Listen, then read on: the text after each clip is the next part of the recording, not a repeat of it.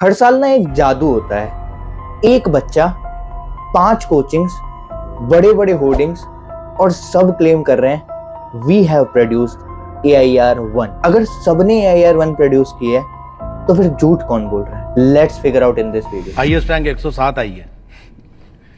इसे रैंक नहीं बोलते दीपक भाई, आप बोलो। टॉप 50 के 3 रैंक दिलवा सकता हूं 10 लाख में। ज्यादा है भाई। अरे दीपक भाई, इससे कम से कम आपका 1 करोड़ का धंधा बढ़ेगा। आई डोंट नो कि ये वीडियो कब तक इंटरनेट पर रह पाएगी, बट जितने भी लोग इसे देखें, मैं चाहता हूं उनकी आंखों से मैं ये स्कैम का पर्दाफाश कर सकूं। ये वीडियो अपने नीट के दोस्तों के साथ जरूर शेयर कर देना ताकि वो इसके हटने से पहले इसको देख पाएं।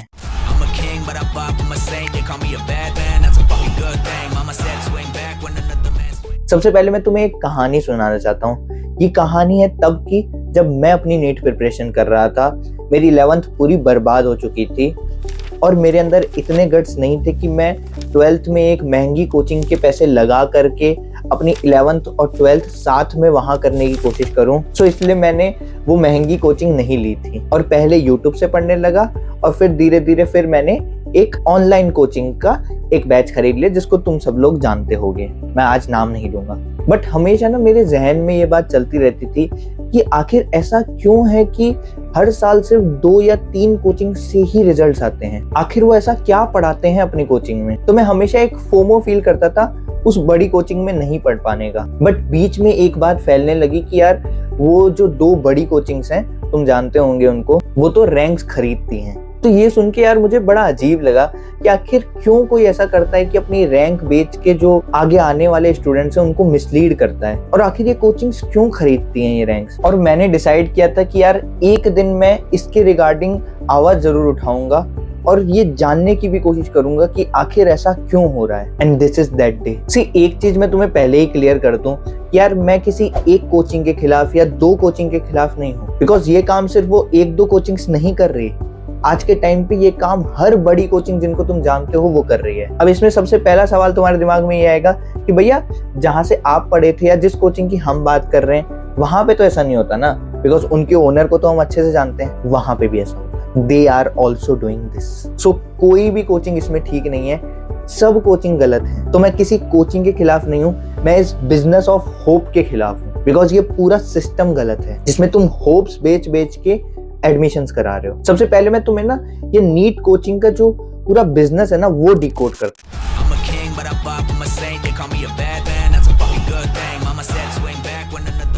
हूं। सी, एक छोटी इंडस्ट्री नहीं है आज के टाइम पे, ये 10,000 करोड़ की इंडस्ट्री है और इस इंडस्ट्री का सबसे मेजर फैक्टर है ट्रस्ट। देखो, तुम्हारे माँ बाप ना तुम्हें ऐसे ही किसी भी कोचिंग में एक्सपेरिमेंट के लिए नहीं डाल देंगे। वो ऐसी ही कोचिंग में तुम्हें डालेंगे जिसपे वो ट्रस्ट कर सके, जो ट्रस्ट वर्दी हो और जो ये अश्योर कर सके कि हम आपके बच्चे का सिलेक्शन करा देंगे। बट ऐसा तो हर कोई बोलता है, तो ऐसा क्या किया जाए कि जो पेरेंट्स का ट्रस्ट है वो अपनी कोचिंग पे बनवा दिया जाए। And here the game start. देखो, तुम्हारे पेरेंट्स किस पे भरोसा करेंगे ट्रस्ट के लिए कि भाई हम चाहते हैं कि हमारा बच्चा अच्छा रिजल्ट निकाले, तो वो चेक करेंगे कि किस कोचिंग का कैसा रिजल्ट रहता है, और जिसका रिजल्ट अच्छा होगा उनकी नजरों में वो ट्रस्टवर्दी इंस्टीट्यूट है और वहां पे वो जाके अपने बच्चे का एडमिशन कराएंगे और अपनी जो मेहनत से कमाई हुई पूंजी है वो वहां पे लगाएंगे। अब ये जो लूप है ये हर एक कोचिंग जानती है। तो उनको समझ में आया कि यार हमें सिर्फ एक चीज कंट्रोल करने की जरूरत है।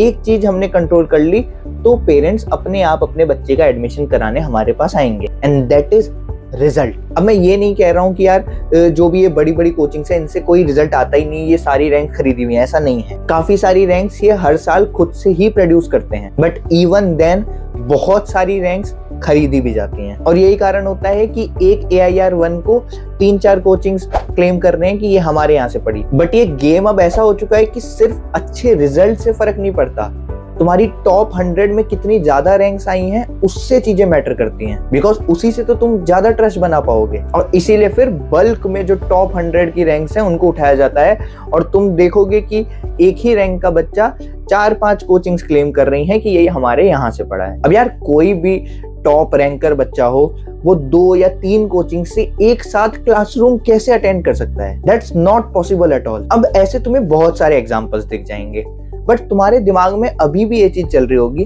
कि आखिर ये कोचिंग्स बच्चों को अप्रोच कैसे करती हैं और बच्चे मान कैसे जाते हैं, और ऐसा क्या है कि बच्चे फिर बैकआउट नहीं करते। तो हो सकता है कि अभी तक जो हमने इस वीडियो में बात की वो तुम्हें थोड़ा बहुत आइडिया हो, बट अब जो मैं तुम्हें बताने जा रहा हूँ ना, तुम शॉक हो जाओगे ये सुन।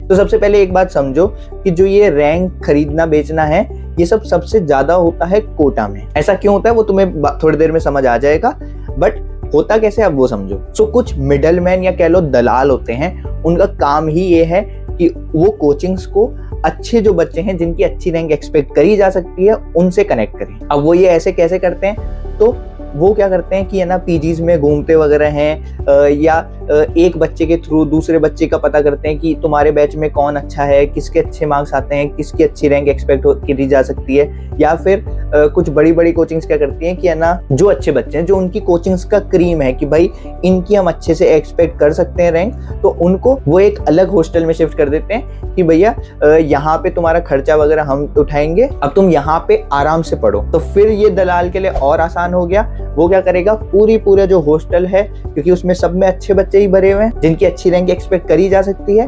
उसको पूरे हॉस्टल को उस कोचिंग से कनेक्ट करा देगा। और लिटरली मैं भी बहुत ज्यादा शॉक हो गया था ये सुनकर के कि पूरा हॉस्टल ही बिक जा रहा है। और तुम सोच के देखो इसमें कितना पैसा खर्च कर रही है कोचिंग। तुम सोच के देखो उस हॉस्टल में मान लो 1000 बच्चे हैं और एक बच्चे को वो 2 लाख भी दे रहे हैं, तो टोटल 20 करोड़ वो खर्चा कर रहे हैं इस हॉस्टल पे। बीच में मिडल मैन को कितना मिला वो तो अलग, और इनमें से फिर जिसकी रैंक अच्छी आ गई उसको फिर ये और ज्यादा पर्क्स दे करके और ज्यादा पैसे दे करके उसका पूरा होर्डिंग वगैरह छाप देंगे। और ये सब नीट का रिजल्ट आने से पहले हो रहा है। तुम सोच के देखो कितनी डेस्परेट है ये कोचिंग, वो टॉप जो 100 रैंक्स हैं उसके अंदर की रैंक्स लाने के लिए। और शायद अब तुम रेट्रोस्पेक्टिवली सोच के ये भी हिसाब लगा सकते हो कि सच में ये टॉप 100 रैंक्स के अंदर रैंक प्रोड्यूस करके इन कोचिंग्स को कितना फायदा होता होगा, तभी वो इतना पैसा खर्च करने को तैयार हैं। और अगर बच्चों की बात करूं तो बच्चों के लिए भी ये एक बिजनेस है। अगर तुम्हारी AIR-1 आ गई तो तुम्हें 1.5 से 2 करोड़ तो ऐसे ही मिल जाने वाले हैं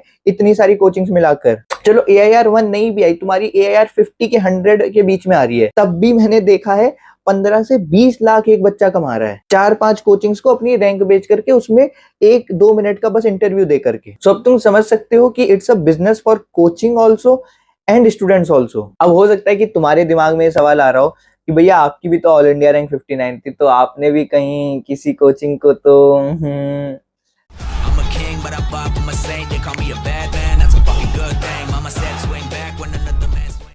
अनफॉर्चुनेटली कह लो या फॉर्चुनेटली कह लो, मुझे कोई ऑफर नहीं आया था। पहली चीज बिकॉज मैं कोटा में नहीं पढ़ा था, मैं अपने घर से पढ़ा था, तो जो ये दलाल थे उनके किसी कांटेक्ट में मैं नहीं था। दूसरी चीज, मेरा जो इंटरव्यू था वो मेरी कोचिंग ने 2-3 दिन पहले ही शूट कर लिया था मेरी रैंक आने से, टेंटेटिव मार्क्स के कारण। और वो जैसे ही नीट का रिजल्ट आया तो वो बहुत कम टाइम में अपलोड भी हो गया था, तो इस कारण किसी कोचिंग को ज्यादा टाइम भी नहीं मिल पाया कि वो आके रैंक खरीदने वगैरह की बात भी कर सके। और तीसरी चीज, अगर आता भी तो आई वॉज डैम श्योर कि मैं ये रैंक नहीं बेचने वाला हूँ। बिकॉज यार सच बताऊं, अब तो मैं इस चीज को लेकर के काफी ज्यादा इम्यून हो चुका हूँ। मैंने बहुत सालों से ये चीज होते हुए देख ली है। अब मेरे को खाक फर्क नहीं पड़ता कि ये कोचिंग रैंक खरीद रही है, ये बच्चा रैंक बेच रहा है, उससे कमा रहा है, ठीक है भाई तुम्हें जो करना है करो। बट एक चीज हमेशा मुझे सताती है कि यार जिस सिचुएशन में मैं था ना एक टाइम पे, उसी सिचुएशन में कभी कोई और बच्चा भी होगा, जो कि तुम में से काफी लोग होते होंगे किसी ना किसी टाइम पे, कि यार ये लगता होगा कि क्या मेरी कोचिंग इनफ है कि यार वो उस टॉप कोचिंग जितना रैंक प्रोड्यूस कर सके। और ये चीज मुझे अपने टाइम पे सच में बहुत ज्यादा फील होती थी। मैंने कहीं ना कहीं ये ठान लिया था कि चाहे कुछ भी हो जाए, अगर मेरी रैंक आई ना तो मैं उसको कतई नहीं बेचने वाला हूं, ताकि अगर फ्यूचर में कोई मेरी सिचुएशन में अपने आप को पाए कि यार बड़ी बड़ी कोचिंग से, हाई फीस वाली कोचिंग से ना पढ़ पाने का फोमो हो, तो वो एटलीस्ट मुझे देख करके ये इंस्पायर हो सके कि यार इस बंदे ने भी ऑनलाइन से पढ़ करके, अपने घर से पढ़ करके, एक ऐसी कोचिंग से पढ़ करके जो उस टाइम पे उतनी फेमस भी नहीं थी, जो इतनी अच्छी रैंक्स प्रोड्यूस करने के लिए नहीं जानी जाती थी, ऐसी कोचिंग से पढ़ करके एक अच्छी रैंक सिक्योर की। रही बात, काफी लोग मुझसे पूछते हैं कि एलन ने मेरा फोटो लगा रखा है, तो मैंने एलन की टेस्ट सीरीज ली थी, वो टेस्ट सीरीज को डीएलपी में ही इंक्लूड करते हैं। क्या उसके लिए उन्होंने मुझे पे किया था? तो मैंने 4.5 के आसपास की उनकी टेस्ट सीरीज खरीदी थी। उन्होंने रिजल्ट आने के बाद खुद से मुझे फोन करके 5,000 रुपए दिए थे कि कॉन्ग्रेचुलेशन, आपने हमारी जो टेस्ट सीरीज ली थी उसमें आप सिलेक्ट हुए, तो इस कारण आपको ये अमाउंट दे रहे हैं। So that was it. I hope ये डॉक्यूमेंट्री तुम्हारे लिए काम करे। अगर वीडियो अच्छी लगी तो लाइक कर देना, सब्सक्राइब कर देना। मिलेंगे नेक्स्ट वीडियो में। Thanks for watching. जय हिंद, जय भारत।